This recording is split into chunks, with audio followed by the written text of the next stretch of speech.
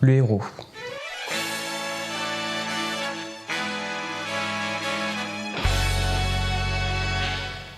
Le héros est modèle, le héros est pédagogie, enseignement pour l'homme en quête d'édification. Le héros, qu'il soit actuel ou antique, doit être reconnu de ses contemporains et porter ce message capable de traverser les temps. De modèle à archétype, voilà ce qui peut peut-être distinguer l'homme du héros.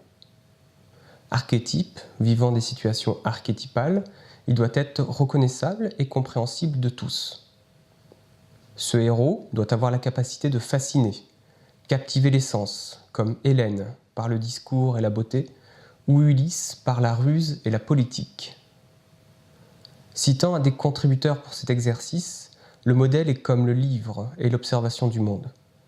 C'est une économie pour pouvoir aborder intelligemment ce que l'on aurait appris empiriquement. Afin de vous transporter vers une des clés de cette réflexion, je vous dirais volontiers que la référence, le modèle, le héros, est cet exemple dont il va aussi falloir nous émanciper. Le héros, ou plutôt l'héroïsme, ne serait plus. L'homme aurait perdu le goût à la magie, à la métaphore et au mythe. Et nos contes ne seraient plus que divertissements ou berceuses. La dynamique actuelle serait dans la déconstruction de nos héros, dans la dissection.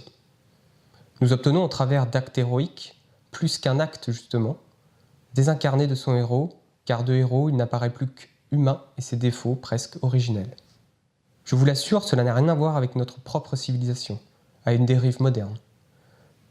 Car pour introduire à l'analyse du héros grec, je vous confierai qu'au-delà des êtres de perfection, enfants des dieux et des hommes, ce sont des êtres de perfectibilité que nous avons en face de nous.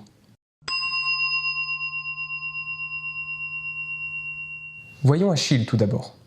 Héros parmi les héros, il est à mon avis plus nihiliste qu'il n'y paraît.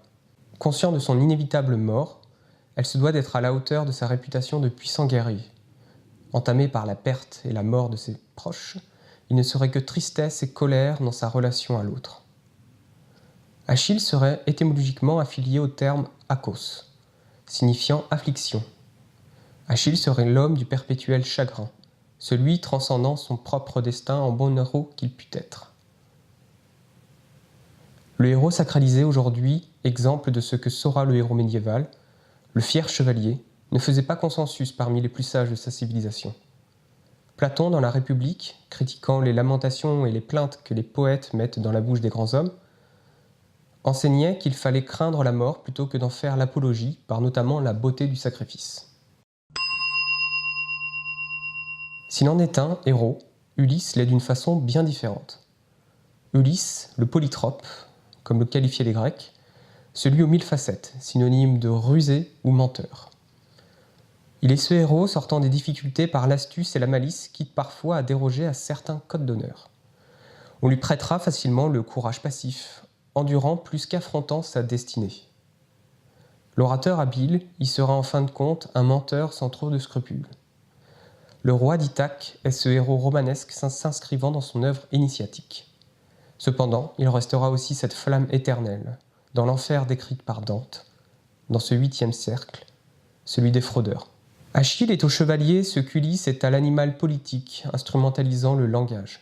Alors que les Grecs déconstruisaient déjà leur mythe, comme nous venons de le voir, ou présentaient leurs héros comme dissociés et perfectibles, ils nous enseignaient par là que nous sommes tous ces potentiels héros, avançant que nous sommes tous au monde pour réaliser de grandes choses. La question se posant maintenant est que faire de cette symbolique du héros dans le paradigme d'une civilisation telle que la nôtre? Une dérive de ce monde pervertissant notre notion du héros est cet aspect de fuite éphémère de l'information, d'inconstance des données, de dilution du récit. Le héros est alors célébrité, l'individu s'accrochant au quart d'heure de Warhol. Il n'est plus figure d'éveil, d'enseignement, archétypal, mais juste divertissement. Il y a désormais projection pour s'extirper de sa propre enveloppe, de sa vie, remplaçant l'édification première de l'homme libre. Ces nouveaux héros sont souvent justiciers de la délation, pratiquant ce qui s'assimilerait au mieux à un mauvais journalisme sensationnaliste, laissant l'information à l'interprétation et au fantasme de la foule plutôt que de narrer un témoignage. Rendre ce qui fait sens à l'histoire et transmettre pour faire grandir, Voilà ce qui donc se perd. Mais éloignons-nous de ce temps de la montre, revenons à l'essence de toute chose. L'oracle de Delphes, dont Socrate fit de ses paroles une partie de sa philosophie, avait deux principes fondateurs de l'homme, clés de voûte de la nature héroïque. Connais-toi toi-même et rien de trop. Par là, découvre ta propre mesure. L'inéluctable aboutissement du chemin héroïque est en effet de confronter sa destinée, le résultat d'une vie, vers le véritable soi, découvert au travers de son propre récit, ce destin, ce devenir perpétuel. Aujourd'hui, si vous souhaitez être un héros, il faut l'être pour votre propre vie, et viser le rôle de personnage principal de celle-ci, et faites-en l'histoire dont vous êtes le héros. Vous distinguerez alors le modèle du héros et saurez vous en émanciper. Cessez alors d'être des PNJ.